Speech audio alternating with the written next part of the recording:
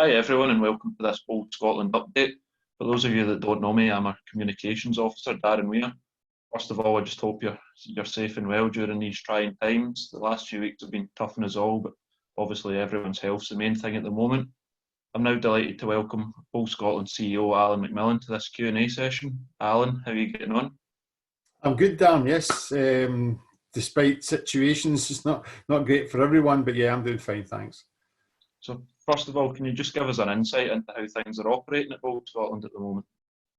Yeah, as soon as the information came through about lockdown, we made sure that all our staff went on to remote access so they could all work from home.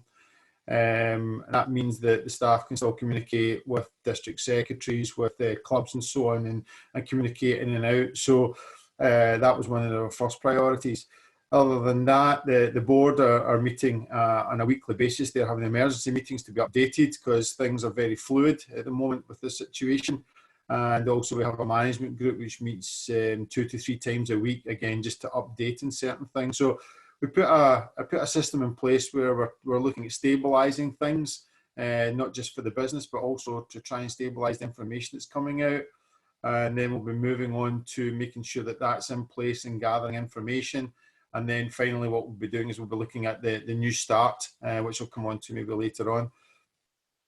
And one of the main things that people want to find out from this is when we're potentially going to get back on the green, or if it's possible even to practice alone just now using the social distancing measures. So what is Bold Scotland's stance on this? Yeah, well, let's come to that first. There's absolutely no way to be able to go back out onto the greens at the moment, according to government guidance.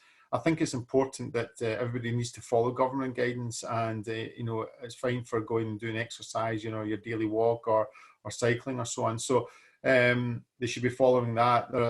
There's nothing to say that they can go back onto the green. They shouldn't do. All bowling clubs should be closed. So that's first and foremost.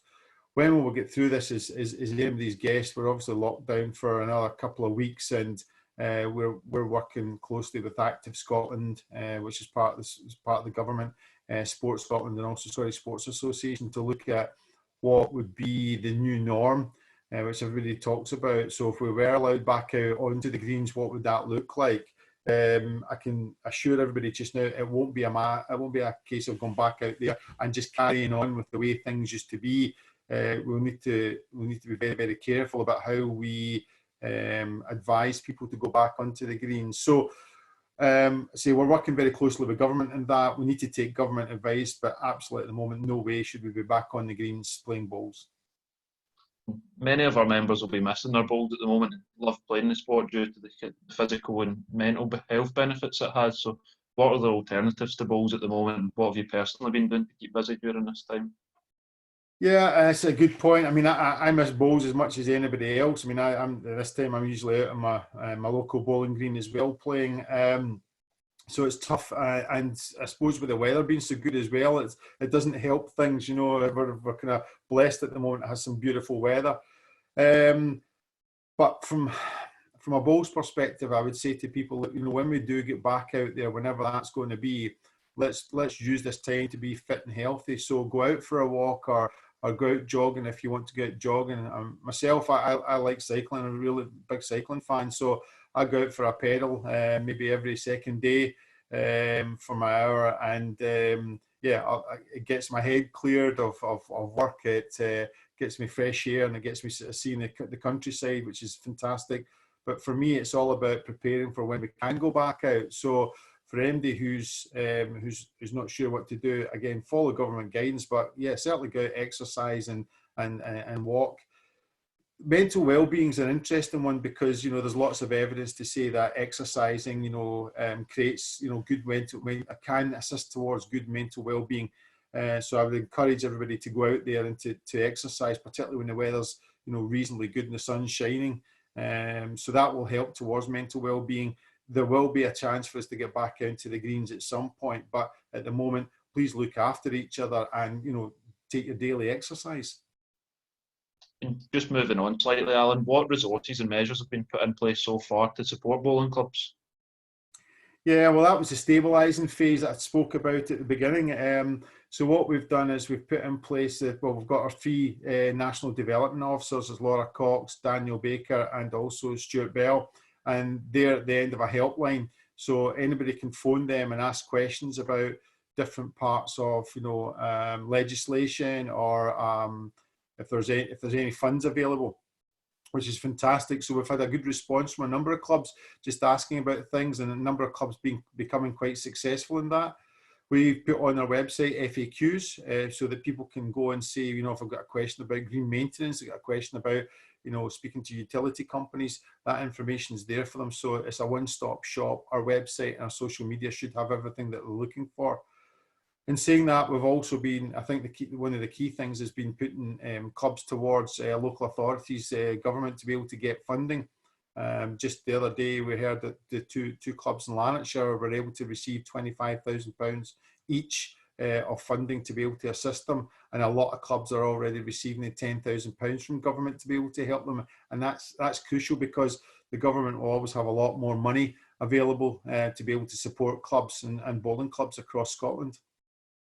So there's lots of information out there. The survey is another one which we put out, and while it's information coming back to us, it helps us to be able to develop programs, to be able to support the clubs and get feedback from the clubs, and that's really important. I think at the moment, Daniel said to me the other day that it was up about 600, so that's a really good return out of about 845 clubs. We want to see every club responding to that, as many as we can get. So I would encourage any clubs that haven't filled that in to fill that in, and that really helps us to set our direction. Capitation returns and also national entry fee returns, I think, is another way we've been helping clubs. That's just under £300,000 coming out of the Bowl Scotland budget. So we've put, we've got that in, we've got that money in from the clubs, and we're putting that back out. So at the moment, our finance officer is in the depths of doing that, and it'll take a bit of time, but that means that clubs have got money coming back in when maybe they need that. So that's been really, really useful. I think the other thing is that I just wanted to mention today, Dan, was that soon we'll be launching our club crisis fund. The board have agreed to be able to put aside £50,000 worth of cash from reserves to be able to help clubs in dire need.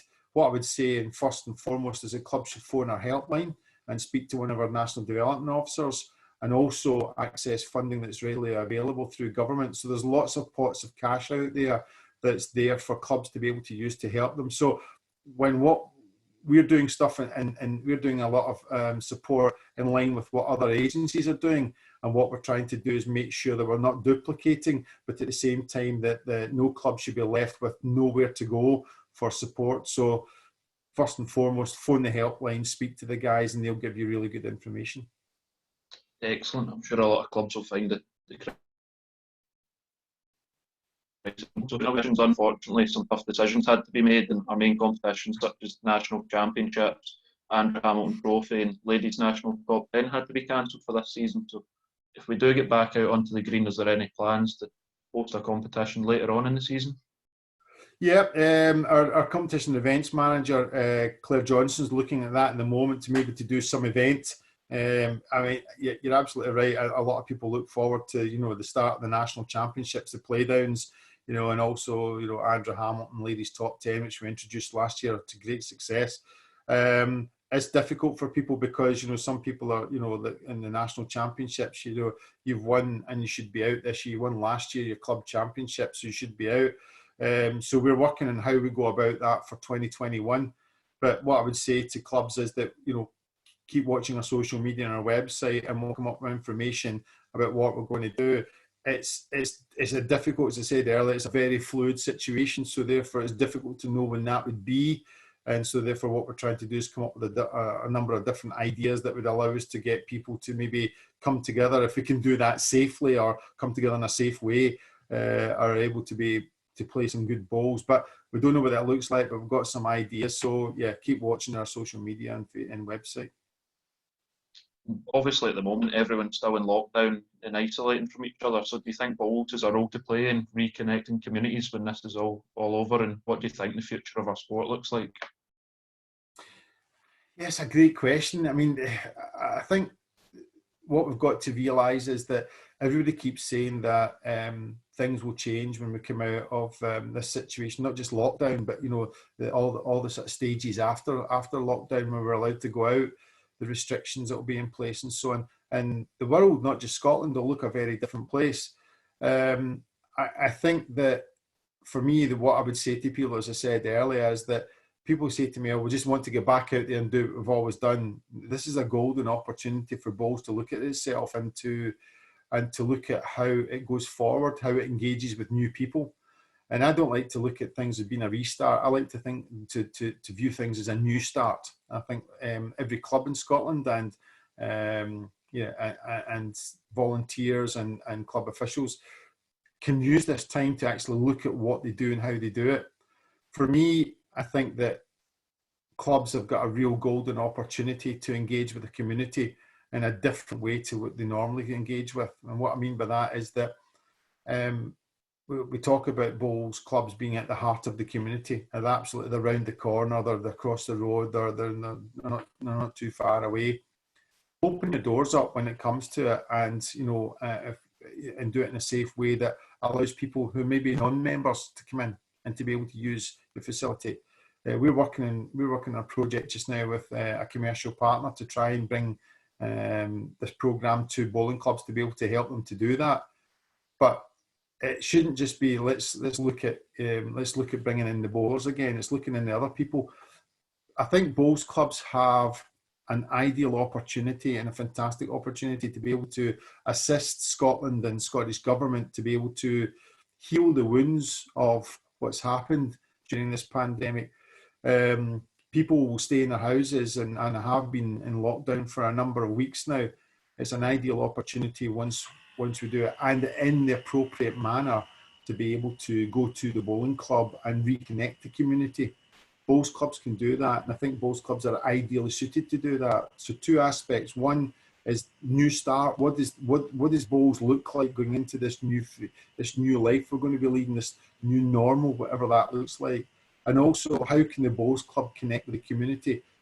Don't look at just your members, but look at people outside that. There are hundreds and thousands of people who are not playing bowls or not connected with their bowls clubs. So how can you, the challenge I would give to bowls clubs is, how can you as a bowls club connect with those people who are not using your bowls club or coming near your bowls club? Big challenge, absolutely, I understand that, but now's the time to be able to think about that and to talk with your fellow committee members and members as how you go about that. Absolutely. So just finally, Alan, do you have a final message for all our members and bowlers out there that will be watching this video?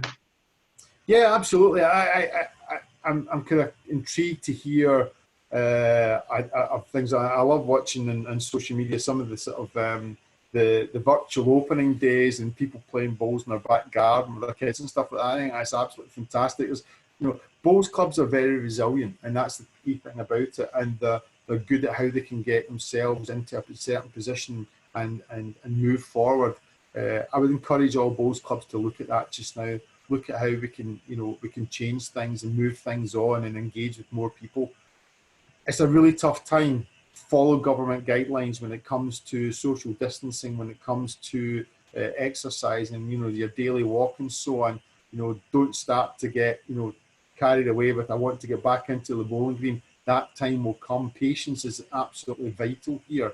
So when it comes to, look after your members, lots of really good information from coming into us about bowling clubs that are phoning up their members or taking vegetable boxes round to vulnerable groups and vulnerable members within the community. That's fantastic stuff, which bowling clubs are really good at doing. But what I would say the key message is, don't get too frustrated at the moment. We will get back out there at some point. Heed government guidelines and look after each other and stay safe, as we always say. Great stuff. Well, thanks everyone for watching, and thank you, Alan, for your time. Hope you all found this Q&A session useful and informative. We'll continue to bring you regular updates on our social media pages and website. But in the meantime, please everyone just stay safe and take care of yourself. Thank you.